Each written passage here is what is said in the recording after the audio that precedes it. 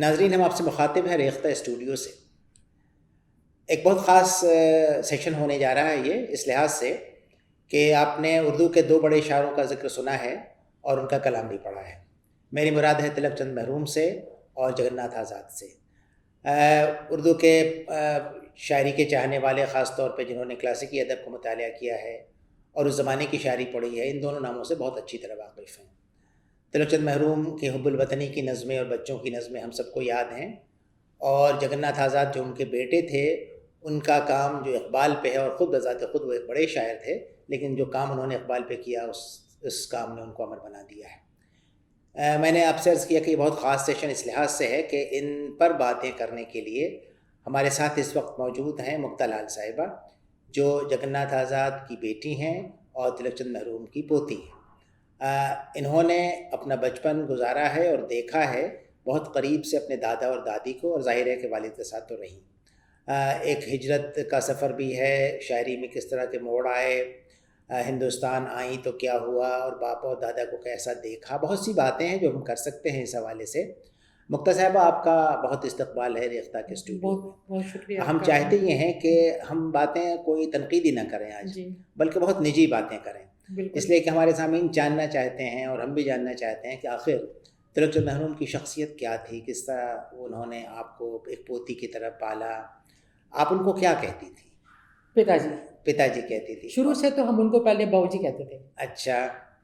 फिर जब देखा हमारी फूफी उनको पिताजी कहती हैं, वालिद साहब पिताजी कहते थे, तो हम आप भी पिताजी। और दादी को क्या कहती थी आप? भाभी जी। भाभी कहती थी। पहले ऐसे होता था। हाँ, पहले। और वालिद साहब को क्या कहती थी आप?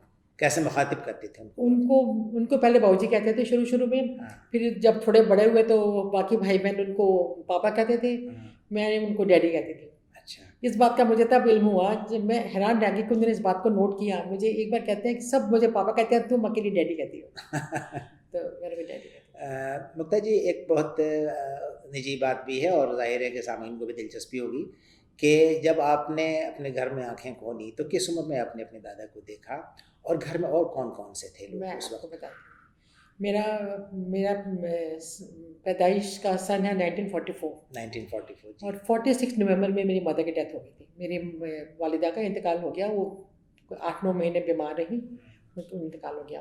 तो फिर जो मेरा और मेरी बड़ी बहन की जिम्मेदारी थी, जब वो हमारे दादा दादी ने ली, तो मैं दादाजी के साथ शुरू से 2.5 साल की उम्र से थी, और आखिर तक शादी मेरी हो गई थी 63 में। उनकी डेथ 66 में हुई, पर मैं उनके बहुत नज़दीक थी।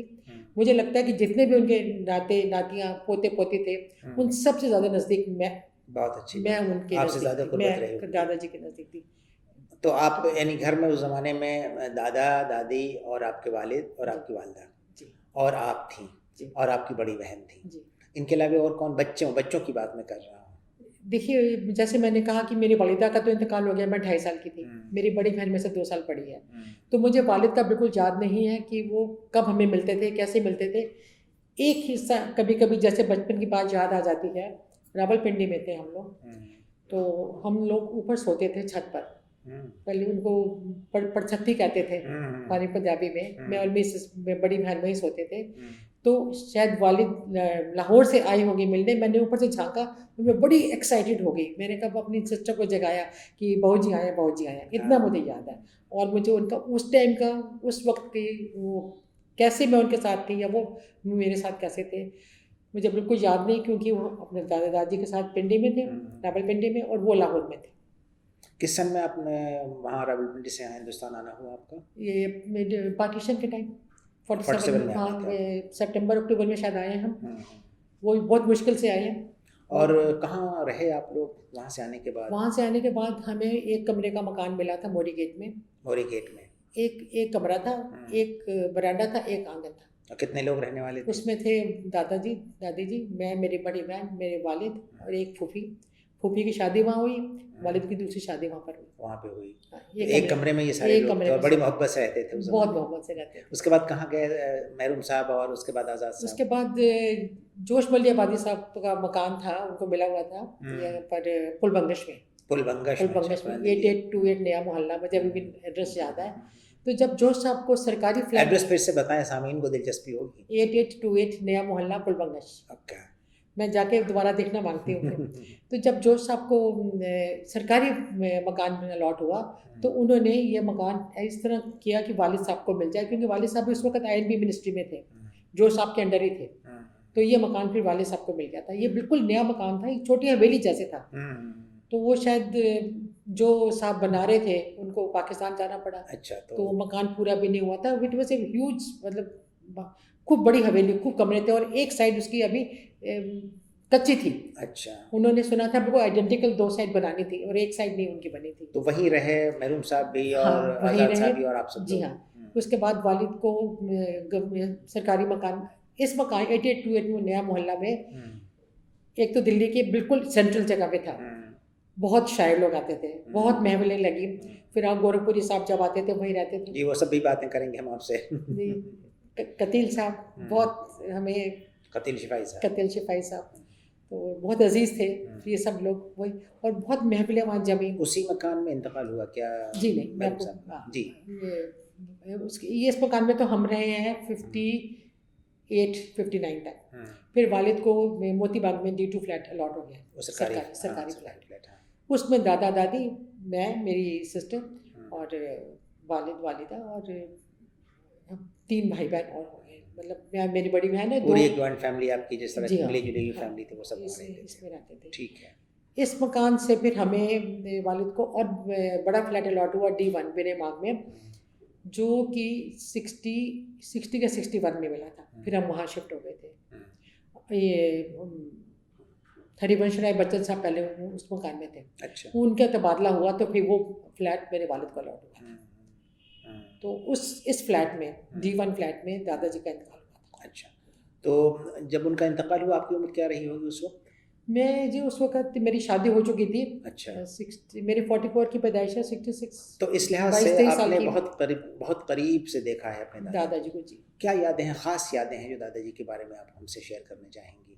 ख़ास तौर पे उनकी शायरी के बारे में, उनसे जो लोग मिलने आया करते थे उनके बारे में, जो महफ़िलें आपके घर में हुआ करती जी, थी, जी, आपने ज़िक्र किया अभी। जी, इन बातों के बारे में बताएँ, हमारे नाज़रीन चाहेंगे जानना कि मरहूम साहब के कौन से दोस्त थे। इसके बाद हम बातें करेंगे आज़ाद साहब की भी। जी, तो मरहूम साहब जब गुज़र गए यहाँ से, तो उस ज़माने में आपने ज़ाहिर है कि यानी दुनिया अच्छी खासी देख रखी थी और लोगों का आना जाना भी था। आपके यहाँ सकाफ़ती तौर पे भी एक बहुत मिला जुला हुआ सा माहौल था उस ज़माने में।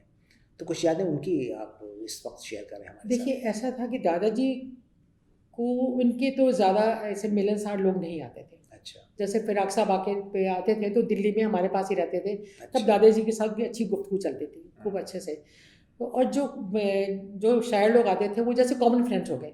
कतील अंकल आ गए, और जैसे हसन नईम साहब आते थे, ऐसे बहुत। हसन नईम साहब तो अपने कुक्स भी ले आते थे, वहाँ पूरा गोश्त बन रहा है, खाना बन रहा है, पकता था, खाते थे सब तो लोग। सब इनका होता था। और सब ताबा साहब थे, ताबा साहब बहुत गुलाम आते रब्बानी थे, ताबा गुलाम साहब। रब्बानी ताबा साहब बहुत उस आते ज़माने थे। के जो शायर थे उनका जी हाँ, नरेश कुमार शाह थे। शाद थे जी। अच्छा, इस मकान में नया मोहल्ला में नरेश कुमार शाह भी रहे हैं कुछ अरसा, हाँ, और वो भी सरकारी मुलाजिम थे तो उनके। तो हाँ, कुछ अरसा यहाँ रहे हैं। और इसमें ऊपर की मंजिल दादाजी ने नीचे की मंजिल में थे, और ऊपर की मंजिल में एक तरफ वालिद साहब थे और दूसरी तरफ साहिर शारकोई साहब थे। वो इतनी बड़ी हवेली थी कि साहिर शारकोई साहब को एक साइड दे दी थी वालिद साहब ने, एक साइड में खुद थे और नीचे दादाजी थे। मरहूम साहब ने जिस तरह की शायरी की, जी, वो कब आपने उसको सुना होगा, या उर्दू अगर आपने सीखी तो जी, पढ़ा होगा उसको, जी। कब आपको अंदाज़ा हुआ कि हमारे जो दादा हैं वो जिस तरह की शायरी करते हैं उसमें दिलचस्पी आपकी कैसे और किस वक्त हुई होगी? बहुत बहुत देर से हुई। इसी बात का बहुत ज़्यादा अफसोस है कि ये सब काम जो जल्दी होने चाहिए थे, बहुत ज़िंदगी वक्त लगा में उसमें। बहुत देर से मैंने किया। उनकी मैंने किताबें पढ़ी हैं। पहले तो सबसे पहले मैंने उनकी बच्चों की दुनिया का हिंदी में ट्रांसलिट्रेशन वो किया, आपने जी जी या देवनागरी में वो किताब देवनागरी में मौजूद की, और बहार तिफली भी की मैंने। बाहर तिफली जी। हाँ। फिर मैंने उनके ऊपर कुछ आर्टिकल्स पढ़े, वालिद साहब ने लिखे थे, और कई ऐसे अदीब हैं जिन्होंने उनके बारे में लिखा, कुछ वो पढ़ा है। फिर दादाजी की किताब पढ़नी शुरू की, उस पर नूरजहाँ का मज़ार मुझे बहुत अच्छी लगी, और उन्होंने भगत सिंह पर जो नज़में बहुत अच्छी लिखी है, बहुत अच्छी नज़्म लिखी। वो अनीस आज़मी साहब ने मुझे बताया कि ये किसी प्ले में उनकी नज़्म अच्छा, उसका इस्तेमाल किया गया था, और ऑडियंस बड़ी मेस्मराइज हो गई थी। तो फिर मैंने वो ढूंढ की। एक तो आपकी वेबसाइट पे भी है एक नज़्म अच्छा, भगत सिंह पर, तो मैंने वो पढ़नी शुरू की। उनकी मुझे कारवाने वतन से मैंने कुछ पढ़ा है, मुझे बहुत उनकी नज़में अच्छी लगी हैं कारवाने वतन की। तो इस तरह अभी मैं तो मैं कहता पढ़ हूँ रही आपने हूँ। बहुत अच्छा काम किया कि देवनागरी में उनका कलाम ले आई आप। जी और मेरा ख्याल ये है कि ये किताबें आपकी पहुँच गई हैं लोगों के पास, ख़ासतौर पे हिंदी पढ़ने वाले जो जी हैं वो इस किताब से वाकिफ़ हैं। जी और जो दूसरी यादें हैं जो आपकी, जो आपके वालिद से मुतल्लिक़ हैं, जी कुछ उसके बारे में बताएँ। लेकिन उसके पहले आप ये बताएँ कि आपके दादा और आपके वालिद यानी बेटे और बाप में किस तरह का रिश्ता था? कितना मिलते-जुलते थे? अदब की बातें किस कदर करते थे या नहीं करते थे? बहुत करते थे, अच्छा, बहुत करते थे। आज़ाद और साहब और महरूम मेरे साहब। दादाजी, हाँ, जी, जी। क्योंकि एक ही घर में थे, तो जैसे वालिद ऑफिस से आते थे शाम को, दफ्तर से वापस आते थे, तो उनके पास ज़रूर थोड़ा बैठते थे और रात को भी बैठते थे अच्छे से। उनके बात, अब उस वक्त बात हमें समझ नहीं आती थी, कई बातें ऐसी थी जो करते थे समझ बिल्कुल नहीं आती थी, पर ये था कि वो आपस में बात करते थे। बातें करते थे। जी हाँ, और अच्छे से अपनी, और घर की बातें भी जटिल बातें नहीं होती थी, मगर अदब की बातें तो, अदब की बातें बहुत हाँ। करते थे। अब जैसे अलामा इकबाल की बात लेके बैठ जाते थे, वो बात कर रहे थे, अलामा साहब की बात होती रही। फिर एक बार मैंने उनकी आई जस्ट ओवरहर्ड, तो वो कह रहे थे कि मैंने एक कागज़ फाड़ दिया। वालिद साहब कहने लगे कि मैंने फाड़ दिया, बाद में देखा तो अलामा की चिट्ठी है, हाँ। दादाजी के नाम थी। फिर उन्होंने उसकी फ़ोटो की, तो वो सब जम्मू में मेरी छोटी बहन के पास पड़ी है। मैं कोशिश कर रही हूँ वो भेजें तो यहाँ मैं कुछ उसको पब्लिश रिट्रीव कराऊँ। करना चाहिए और मेरा जी ख्याल हाँ, में बहुत कीमती तो चीज़ें हैं वो। 2-3 चिट्ठियाँ हैं अलामा साहब की, अच्छा। दादाजी के नाम, हाँ।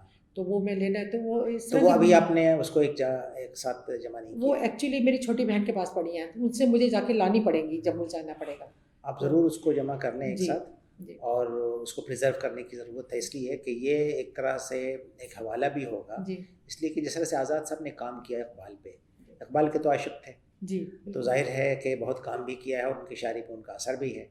तो ये जो ख़ुतूत हैं ख़ास तौर पे जी, उनको रखने की 2-3 ज़रूरत है, खतूत हैं शायद तो रखने अलामा की साहब के। ज़रूरत है, और ख़ास तौर पे अगर आप हमारी वेबसाइट पे उसको शेयर करें, मैं तो कोशिश बहुत सारे करूँगी पढ़ने जम्मू वालों तक वो किताबें पहुँच जी, जाएँगी। मैं उनको बोलूँगी। मैंने एक्चुअली, उसको उर्दू नहीं आती, तो वो कह रही है आप आके देखो, तो वो भी मुझे भी किसी की मदद लेनी पड़ेगी कि मैं हैंड रिटन उर्दू नहीं पढ़ सकती। ज़रूर, तो वो तो मैं जी हाँ। जम्मू जाके मैं कोशिश करूँगी ज़रूर लाने की। आज़ाद साहब की शायरी से तारुफ़ आपका ज़ाती तारुफ़ कब हुआ? कब आपने ये सोचा कि हमारे अब्बा की जो नज़में हैं इसको हमें पढ़ें, इससे सीखें, कि देखें क्या कहते हैं हमारे वालिद की नज़में जो जी, हैं और हमारे दादा की जो नज़में हैं। तो आपने दादा की चीज़ें पढ़ी, जी। उसके बाद वालिद की चीज़ें कब पढ़ी, और दोनों में कुछ आपको फ़र्क लगा या देखिए, कैसा लगा जी, आपको? वालिद साहब की तो नज़में ऐसा था कि कुछ तो बचपन में सुन ली थी, जैसे 15 अगस्त 1947 उन्होंने लिखी है। ऐसे 2-3 नज़में उस टाइम थोड़ी दिमाग में थी, मगर क्योंकि उर्दू नहीं आती थी, तो वो बिल्कुल सब बैकग्राउंड पे चला गया ये सब काम। अब मैंने उनका काफ़ी कलाम पढ़ा है। पढ़ा है। जी हाँ, अभी उर्दू बाद में सीखी आपने? उर्दू मैंने बहुत अभी सीखी थी 2009 में, हुँ। 2008-9 में सीखी है। तो तो इससे बहुत फ़ायदा हुआ होगा आपको, जी, इसलिए कि इनका कलाम बराह रास्त आपको पढ़ने को मिला होगा। बिल्कुल। हाँ। और मुझे वालिद साहब की शायरी में बहुत मुझे एक किस्म का उनका बहुत दर्द दिखाई देता है। उनकी उनकी हर चीज़ में अपना देश को याद आता है, लाहौर याद आता है। ज़ाहिर-सी बात है, यादें हैं। जी हाँ, हाँ। उनकी जो नज़में हैं मैंने देखी हैं, अहबाब पाकिस्तान के नाम, वो पाकिस्तान के दोस्तों के नाम, उनकी नज़्म बहुत बहुत सेंटिमेंटल है। लाहौर के नाम है, जैसे ज़ाती नौइयत की नज़में हैं उसके उनका अंदर। एक और उनकी गज़ल है जो उन्होंने शायद लाहौर जाते वक़्त पढ़ी थी, कि समथिंग कि अपने घर में आया हूँ मगर अंदाज़ तो देखो मानंदे मेहमान बन के आया। तो इसकी लोगों ने बहुत फरमाइश की है। बहुत फरमाइश तो की है। इस तरह की उनकी बहुत है वो। और जहाँ उन्होंने, एक तो ये बात, उनका जो तराना का जो एक सब्जेक्ट आता है कभी-कभी दिमाग में। हाँ, नहीं उनमें एक यानी याददाश्त कहें या बायोग्राफी है हयात महरूम, जी, वो ये हमारे आज़ाद साहब ने लिखी है अपने वालिद के आज़ाद साहब बारे ने में, लिखी है। तो वो किताब आपने पढ़ी होगी, वो मैंने अब शुरू की पढ़नी। पढ़नी शुरू की है, तो उसमें खुद आपको आपका अपना बचपन भी मिलेगा, अच्छा। और इसलिए एक ज़ाहिर सी बात है कि जब उस किताब को आप देखेंगी जी। तो वो तो हयात महरूम है, लेकिन हयात महरूम के हिस्से भी तो हैं, आप भी उसके हिस्सा हैं। एक अफ़सोस ये है कि किताब ये मुझे मिली नहीं। डॉक्टर अच्छा। रशीद ने भी बहुत मदद की, मुझे कई किताबें ला के दी, कभी उर्दू घर से, कभी वो कबाड़ी से मिल जाती हैं किताबें। जी हाँ, तो ये दरिया किताब गंज मुझे में। मिली नहीं, तो अभी मैंने लेटली अंजुमन रफ़ी को रिक्वेस्ट की, हाँ, उन्होंने रेख्ता की फ़ोटोकॉपी करके मुझे दी, जो रेख्ता आपके यहाँ पे आई है। जी हाँ। तो मैंने अब पढ़नी शुरू की है वो किताब, पढ़नी शुरू मेरा की ख्याल है है। कि उसको आपको हिंदी देवनागरी में भी कर लेना चाहिए, मैं करना चाह रही हूँ उसको। इसलिए कि वो किताब जी। सिर्फ अदबी नौइयत की नहीं है, जी, बल्कि उस ज़माने का भी अंदाज़ा होगा लोगों जी, को, पढ़ने वालों को, जी, और ख़ास तौर पे महरूम साहब के बारे में अंदाज़ा होगा। जी, तो जिस तरह से लोग उनकी शायरी को पढ़ते हैं, इस किताब को भी पढ़ के बहुत जी। महसूस होंगे। तो अपनी अब्बा के बारे में बातें कर रहे थे हम लोग, तो उनका क्या क्या मामूल था, किस तरह से दफ्तर से आए और कब शायर यानी दोस्त मिलने आए या शायरी एक दूसरे से शेयर करना या सुनाना, और फिर आपने उनको जो वॉच किया, जो देखा, तो कैसा लगता था आपको कि बाप और दादा दोनों अदब के हवाले से एक दूसरे से बातें कर रहे हैं, सुन रहे हैं, सुना रहे हैं? तो आपको अपने अब्बा के बारे में, दादा के बारे में, देखो दोनों एक ही कबील के लोग थे। देखिए, अब्बा के बारे में ये है कि जितना मुझे याद है उनको बहुत गुस्सा आता था, बहुत गुस्सा आता था। तो मुझे किसी ने बोला नहीं नहीं दादाजी को आपके ज़्यादा गुस्सा आता था, तो मैंने कहा विरासत में लिया होगा उन्होंने, पर दादाजी ने कभी गुस्सा नहीं किया, मुझे नहीं याद। तो इतना गुस्सा आता था कि मैं उनको अवॉइड करती थी, कि इससे पहले कि मुझे किसी बात पे डांट पड़ जाए, आज़ाद साहब से, वाले साहब से, इससे पहले कि मुझे एक चांटा मिले या एक डांट पड़ जाए, तो मैं उनको अवॉइड ही करती थी ज़्यादातर। I am being very Frank. तो क्योंकि वो जैसे हम बैठे जनरल बात कर रहे हैं, तो वो पहाड़ा पूछ लेंगे 15-15 17-17, तो वो पहाड़े का याद होते थे, तो इसलिए मैं उनको अवॉइड ही करती थी। पर इतना है कि ये नहीं कि उनको बिल्कुल नहीं मिलना, पर उनको अच्छे से बैठते थे, मिलते थे। खाना खाने के बाद हम लोग खाने की मेज़ पर काफ़ी देर बैठते थे। वो फिर उनका एक बड़ा अच्छा लहजा था चुटकुले सुनाने का, लतीफ़े बहुत अच्छे सुनाते थे, तो हम उनके साथ एंजॉय करते थे। और जनरल मैंने कभी उनके साथ ये कोशिश होती थी कि कभी कोई पढ़ाई की बात उनके साथ ना मेरी हो जाए, तो पढ़ाई की बात होएगी तो मैं उठ जाऊंगी, क्यों? डांट पड़ जाएगी किसी बात पे। वो उनके साथ बैठ के आप किसी पिक्चर की बात नहीं कर सकते, आप रेडियो की बात नहीं कर सकते, आप गाने की बात नहीं कर सकते, आप फिल्म मैगजीन नहीं देख सकते, तो बहुत ज़्यादा स्ट्रिक्ट थे हमारे। बाद में धीरे धीरे ठीक हो गए। तो पर ऐसा कि उनके और मुमकिन है आपकी वो परवरिश करना चाहता हूँ इस तरह। बिल्कुल बिल्कुल सही है, हमें कोई अफसोस नहीं है कि उन्होंने पिक्चर नहीं देखने दी या स्क्रीन मैगजीन नहीं पढ़ने दी। उस ज़माने की जो कदरें थी, मेरा ख्याल है कि वही कदरें उनके लिए, यानी वो चाहते ये होंगे कि हमारे बच्चे जो हैं, हमारी बेटियां जो हैं, वो उन कदरों पे चलें जिसको जो उन्हें अजीज़ थी। बिल्कुल, तो इसी वजह से वो ऐसा करते हैं। बिल्कुल एग्जैक्टली। लेकिन जाहिर है कि एक बाप थे, तो बाप के लिए जो बेटी की मोहब्बत है वो अपनी जगह पे है, बिल्कुल, और जो बेटी की मोहब्बत बाप के लिए है वो भी अपनी जगह है। तो चुनांचे आपको जो बहुत ख़ास बातें क्या याद आती हैं आज़ाद साहब के बारे में, आपको अपने वालिद के बारे में, जब कभी आप सोचती होंगी कि चलो दोनों चले गए, तो कौन सी बात ऐसी है जो आपको अपने अब्बा की, दादाजी की? तो ये मुझे आती है कि वो, मैं उनकी इतनी क्लोज थी कि मैं उनसे कोई बात भी कर सकती थी, कोई बात भी मैं उनसे कर सकती थी। मुझे छोटा सा एग्जांपल देती हूँ। मैं छोटी थी तो एक बार स्कूल यूनिफॉर्म की शर्ट जल गई, मेरी नई शर्ट थी, जल गई। अब वालिद साहब को मुझे ये कहते हुए डर लगता था कि नई शर्ट जल गई, ये मुझे, देखिए उन दोनों तनख्वाहें भी कम थी, हम 5 बच्चे थे, 4 बच्चे थे उस वक्त, तो मदर थी, तो खर्चा भी होता था। तो अब ये शर्ट लेने के लिए कैसे बोलूँ, तो दादाजी को मैंने कहा कि मेरी नई कमीज़ जल गई या मेरे को मुश्किल होगी, उन्होंने मुझे कमीज़ ले दी। इस तरह मेरे एक बार ना स्कूल में जूते, उन्हें स्कूल में पीटी शूज़ पहनने पड़ते थे गेम्स के टाइम, तो दूसरे जूते उतार के रखे, वो मेरे चोरी हो गए। तो वो मैं वालिद साहब से नहीं कह सकी कि मेरे नए जूते चोरी हो गए। तो दादाजी को बोला, उन्होंने मुझे जाकर नए जूते ले दिए। उन्होंने वालिद को तो बता दिया होगा, मुझे नहीं मालूम, पर मैंने उनका बताना मत, मुझे डांटेंगे, तो उन्होंने बताया भी होगा, तो ये कह के कि इसको कुछ मत करना। मैं तो इसमें बाप की एक तरह की आप समझ लें तरबियत भी शामिल है, और दादा की शफकत है, दोनों मोहब्बत है, दोनों चीज़ें हैं। और अब यकीन मानिए, अब जब ये मैं सब सोचती हूँ और आज के मैं देखती हूँ जनरेशन जिस तरह पल रही है, हमें खुशी है हमें इस तरह पाला गया, हमें खुशी है कि हमें पैसे की कदर सिखाई गई, हर चीज़ की कदर सिखाई गई। और तो इस लिहाज से तो आपके दादा बड़े लिबरल इंसान थे, मरहूम साहब बहुत लिबरल इंसान थे। उनके साथ बहुत ट्रेजेडी हो गई थी, और उनकी मोहब्बत की इंतहा है कि उन्होंने आपके लिए वो कमीज़ खरीदी और आपके जूते खरीदे और इसको छुपा के रखा कि उनकी बेटे को ना पता चले। बिल्कुल। तो दोनों की 2 कदरें हैं और दोनों काबिल कदर हैं अपनी जगह पे।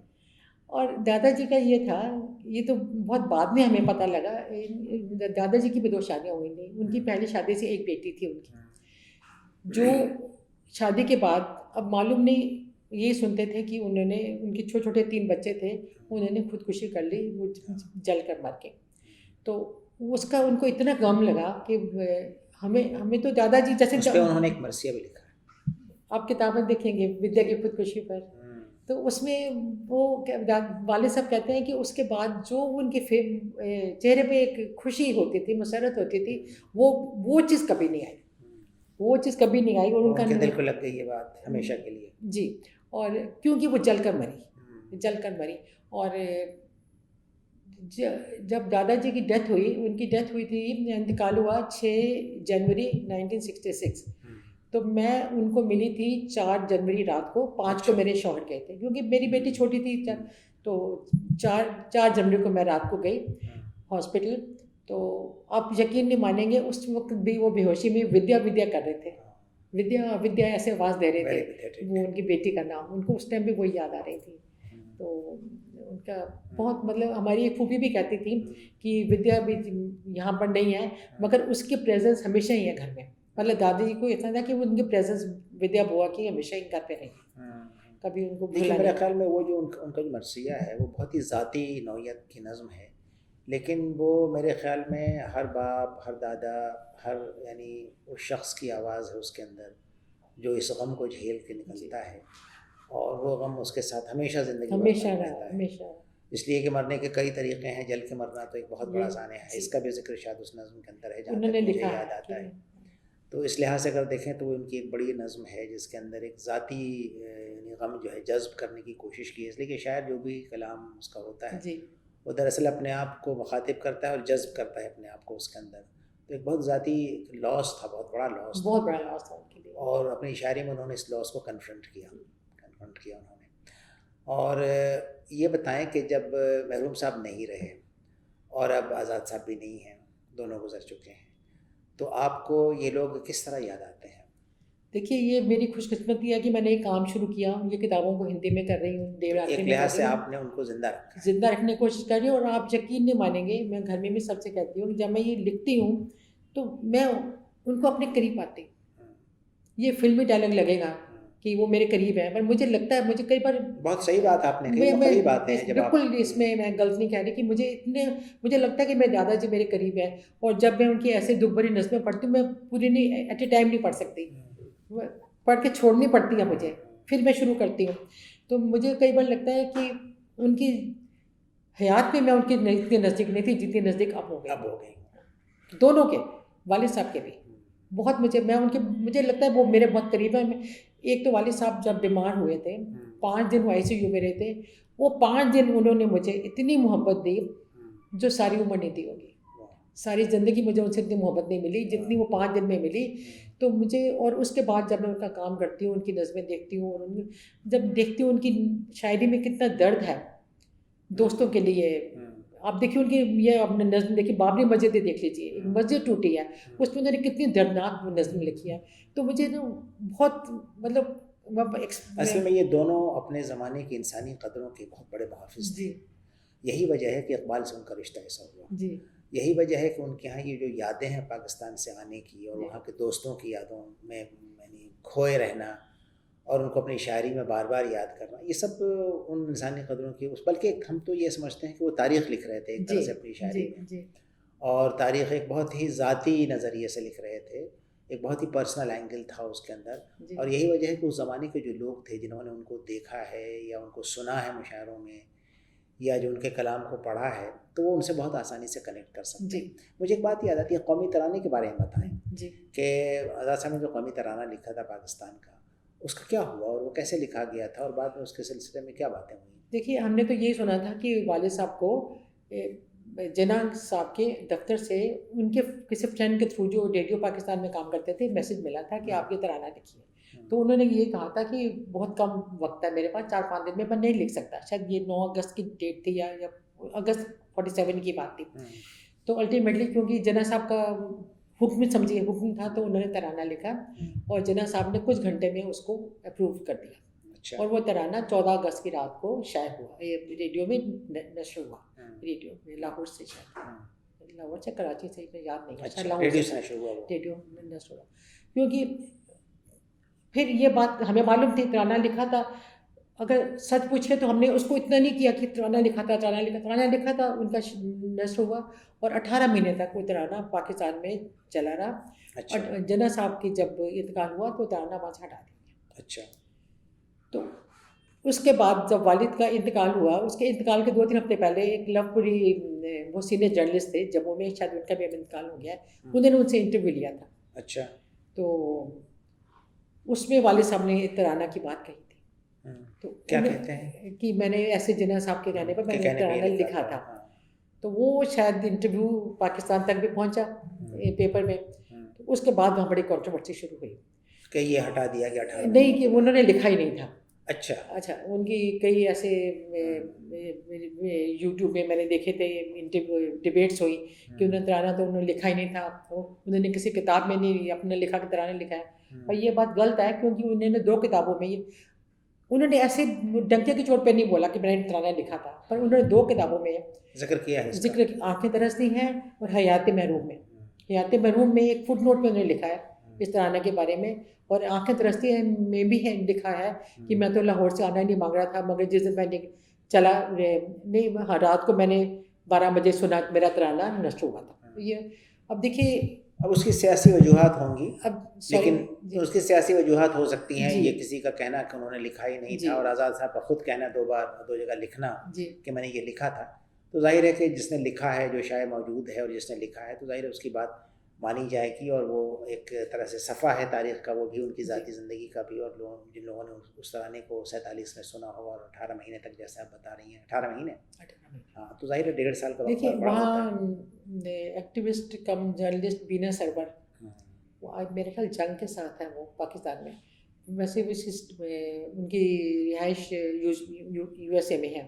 तो उन्होंने 2011 या 12 में कहीं ये चीज़ पढ़ी कि आज़ाद में तराना लिखा था। उन्होंने इस चीज़ को फिर खोलने की कोशिश की, बढ़ाने की कोशिश की कि ये होना चाहिए। तो फिर उसके बाद अब फेसबुक से भी इस तरह की बातें हमें पता लगती रही, तो वीना सरवर ने, मुझे नहीं याद कैसे, हमें मेल भेजी, उन्होंने भेजी कि ये तराना ऐसे मैं ये कर रही हूँ, और उन्होंने एक सिंगर को, शाहवर अली खान को बोला कि तुम इसकी रिकॉर्डिंग करो, एक इसका म्यूज़िक बनाओ। तो फिर मेरी जब उनसे बात हुई तो बीना ने मुझे 3 नाम दिए थे कि आप इनसे रब्ता कीजिए और आपको पता लगेगा कि तराना इन्होंने सुना कि नहीं सुना। वो एक तो ज़हीर आलम किदवाई साहब हैं, एक AR रहमान साहब हैं, और एक साहब हमारा, मेरे नाम नहीं याद, मैंने भी अपनी किताब नहीं बनाई है, अभी लिखी है, जगन्नाथ आज़ाद की, यादें जगन्नाथ आज़ाद की। तो उसमें मैंने तीनों की, उनकी मेरी ईमेल पर जो बातें हुई हैं, जो उन्होंने कंफर्म किया है, जो उन्होंने कंफर्म किया कि हमने तराना सुना था, तो वो सब मैंने किताब में डिटेल्स दिए हैं। बहरहाल वो तो आर्काइव्स का भी हिस्सा होगा। जी, सॉरी, वो तो आर्काइव्स का भी हिस्सा होगा, रेडियो के आर्काइव्स का भी हिस्सा होगा। बिल्कुल एग्जैक्टली। तो अच्छा, फिलहाल अभी क्या कर रही हैं इन दोनों, यानी अपने अब्बा और अपने दादा के कामों के सिलसिले में? जी, अभी आपका कोई प्रोजेक्ट है आपके हाथ पे? अभी मेरा प्रोजेक्ट अभी खत्म हुआ है, एक तो ये किताब यादें जगन्नाथ आज़ाद की, इसमें ये मुकम्मल हो गई किताब? मुकम्मल हो गई है। मैं रेख्ता को भी ज़रूर दूंगी। आप मेरी किताब अप्रिशिएट करेंगे, मेरा एफर्ट, मेरी मेहनत। मेरे थोड़ी प्रॉब्लम लैंग्वेज की है, ज़बान की है, मुझे इतनी अच्छी नहीं आती, ना मैं इतनी अच्छे से पढ़ सकती हूँ, पर जितना मैं कर सकती हूँ, मेरी इस किताब में बहुत वक्त लग गया। एक छोटा सा वाक़या है। जी बताएं। मुझे इतना याद है कि एक बार दादाजी और वालिद साहब बात कर रहे थे, तो वालिद साहब ने कुछ दादाजी को बताया कि एक आदमी मेरे को कई महीने से फॉलो कर रहा है, और तो मुझे समझ नहीं आया क्यों फॉलो कर रहा है। तो कहते हैं जब मैंने उसे आमना सामना किया, कन्फ्रंट किया, तो अब ये नहीं मुझे मालूम कि उनकी क्या बात हुई, उस आदमी की और वालिद साहब की क्या बात हुई। तो फिर वालिद साहब ने उसको, वो कहने लगा कि नहीं, मुझे माफ़ कीजिए, मैं CID का आदमी हूँ, मुझे ऐसी इन्फॉर्मेशन है कि हाँ, आप पाकिस्तान इन्फॉर्मेशन भेजते हैं, माफ़ी मांग के चला गया। अब उस शख्स की और वालिद की क्या बात हुई मुझे नहीं पता, पर इतना मैंने सुना कि वो फॉलो करता था, पर बाद में माफ़ी मांग के चला गया। अब ये चीज़, अब उस वक्त मुलाजिमत में थे क्या आज़ाद साहब? उस वक्त थे, सर्विस में थे? सर्विस में थे। तो 50s की बात है, अभी हम पुलबंगश में थे, वो उसी मकान में थे। अभी लेटली मुझे एक वीडियो दिखाई दिया। अच्छा, वो क्या है? अब मैं आपको, मेरी किताब में इसको मैंने जिक्र किया, मुझे इस वक्त बिल्कुल याद नहीं है। कोई साहब हैं, उन्होंने इसके बारे में बोला कि फलां आदमी आज़ाद साहब के वो कर रहा था कि वो पाकिस्तान जाते हैं, इन्फॉर्मेशन देते हैं, और इकबाल के मज़ार पर चद्दर चढ़ाने के लिए गए थे। तो वो कहता है कि वो, अब मुझे नहीं मालूम वो किस तरह उस शख्स को जानते थे। उन्होंने उसको बोला कि वो आज़ाद साहब इसलिए चद्दर चढ़ाने गए थे कि वो वहाँ पर इन्फॉर्मेशन भेजते हैं। वो चद्दर चढ़ाने गए थे कि वो हाफिज़ इकबाल हैं, उनको इतना हाफिज़ इकबाल कहलाते ही हैं। जी हाँ, तो इसलिए वो गए थे, उनको बुलाया गया था, और वो उन्होंने ये बोला कि वो इंटेलिजेंस का आदमी था। तो इसका लिंक मैंने अपनी किताब में दिया है, मुझे इस वक्त याद नहीं आ रहा साहब का नाम भी। तो उनको मैंने फ़ोन करने की कोशिश भी की कि मैं उनसे रब्ता करूं, मगर वो बहुत बुजुर्ग हैं, 90+ है, मैंने सुना है। अच्छा। तो वो जामिया में शायद कहीं रहते हैं। अच्छा। तो तो क्या हुआ उनका जब वो यानी वो इंटेलिजेंस के लोग उनसे मिलते थे, हाँ तो क्या उस किस्से का अंजाम क्या हुआ? वो अंजाम यही था कि वो जो मुझे मेरी समझ में आया कि वो माफ़ी मांग के चला गया, वो मतलब अच्छा। He was able to convince him हाँ। कि या उनको ऐसी इंक्वायरी में उनकी में आ गया होगा कि ये ऐसी हाँ। खबरें नहीं भेजते आप।